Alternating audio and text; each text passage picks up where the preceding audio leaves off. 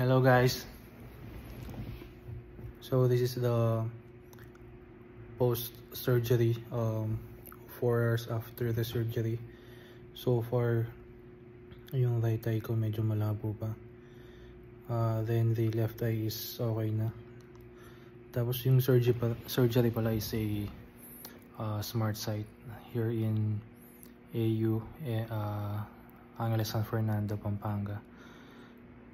So far, nag-improve naman yung eyesight ko. May mga letters na ako nakikita sa malayo na hindi ko nakikita before. Tapos bukas magpapacheck up ulit tayo for the follow-up. Bali, nagpa-appointment ako nung last Monday, December 18.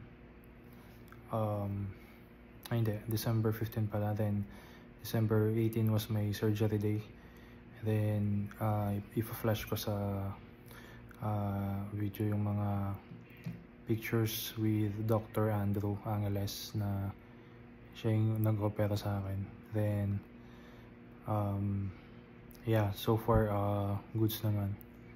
Wala pa naman ako nakikitang like negative. Pero yung right eye ko pero parang mapula, unlike yung left eye.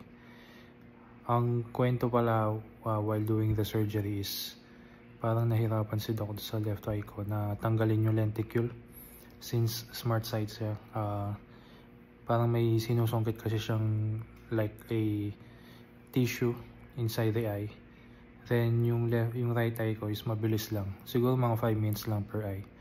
Mas matagal pa yung paghihintay kesa sa surgery itself. Siguro mga 5 minutes for both eyes.